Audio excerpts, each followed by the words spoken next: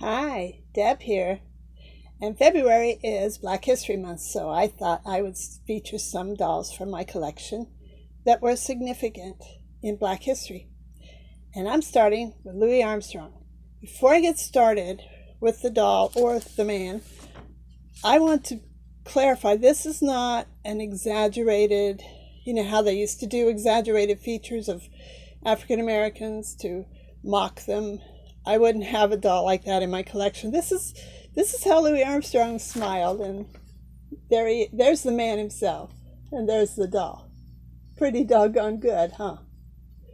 Go keep that for my collection, in my scrapbook. There's the man with the horn. This doll was made by F&B. Let's see, it still has a tag. 1984. Okay, there we go. Satchmo. 1984 F&B. It's one of the first of this series, and I wanted it from the beginning. I don't know why it took me so long to get hold of this doll. I wanted him so much, but he was one of the first, and there's his handkerchief, because he would be so into the music he would dab himself with his handkerchief, and he's got a ring, really nice ring.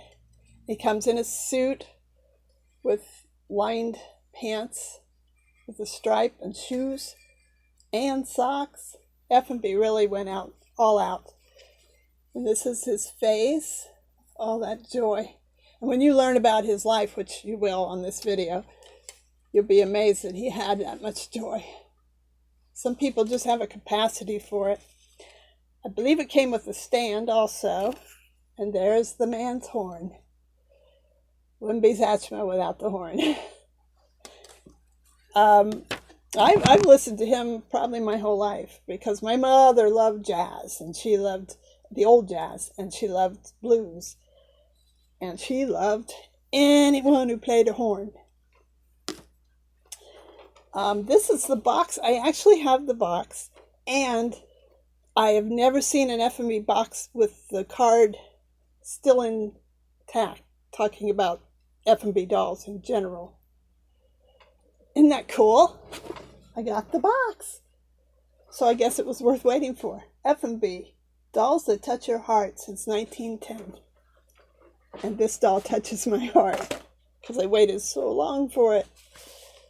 Let's see what it says inside. I don't know if I didn't even look. Great moments in music. This just tells a little bit about his life, which I'm going to do anyway, so you know me. So there, you can pause that if you want to. The great Louis Armstrong, I believe, excuse me, I believe he never called himself Louis, but many people did. It is Louis Armstrong. He was born in New Orleans, August 4th, 1901, or July 4th, 1900. Most people listed as August 4th, 1901. He grew up in a neighborhood that was so dangerous it was called the battlefield.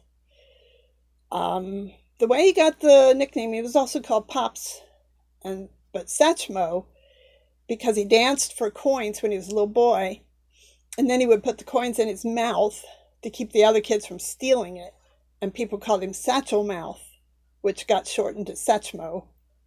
So it was called Pops. I think that's it. He lived with a Jewish family and worked for them in 1907.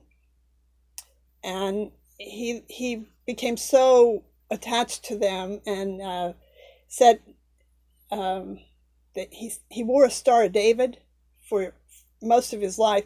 His manager was Jewish after he got grown up and had a manager. So Jewish culture was very important to him, and he wore the Star of David. He only had a 5th grade education. When he was 11 years old, he was arrested because he took his stepfather's gun and shot blanks in the air, and they arrested him. 11 years old, sent him to the colored waif home, where he lived there for 2 years, Apparently it was very harsh. They said he didn't even have mattresses to sleep on. They had very little food. But he learned to play the cornet there.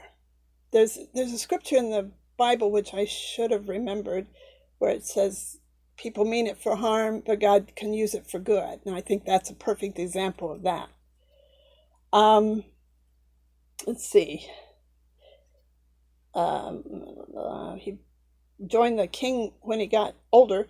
He joined the King Oliver Band. They played Mississippi Riverboats. And he was so good, he became a soloist. And they credit him with making jazz a soloist art. Before it was just the band. But he stood out so much. And if you hear him, which I'm going to link a song of his, when you hear him, you'll see why he stood out. Let's see. He did overseas tours. They called him Ambassador Satch because he was just, if you don't remember him, check him out because you have to love him. He's just precious. I think so. Anyway, let's see. He got criticized for being an Uncle Tom because of his extreme facial expressions, and he didn't speak out a lot about civil rights. When he did, they paid attention. I think most of what he did was behind the scenes because he did enough that the FBI kept a file on him. So he wasn't inactive. He just wasn't real open about it. So it's a shame. People have to consider the time people live. He did what he could do. And let's see, he's in the Grammy Hall of Fame. He knocked the Beatles off the charts in 1964 with Hello Dolly, which he won a Grammy for. Hardly anyone did that in the 60s. He's in the Grammy Hall of Fame. He's in several Hall of Fames. There is a Louis Armstrong House Museum in Queens, New York. If they have a link, I'll try to link it. He died in July 6, 1971, of kidney and heart complications.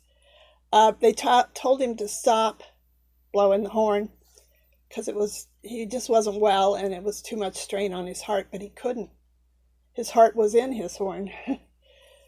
And here's the quote from him. My whole life, my whole soul, my whole spirit is to blow that horn. And no one did it better than Louis Armstrong.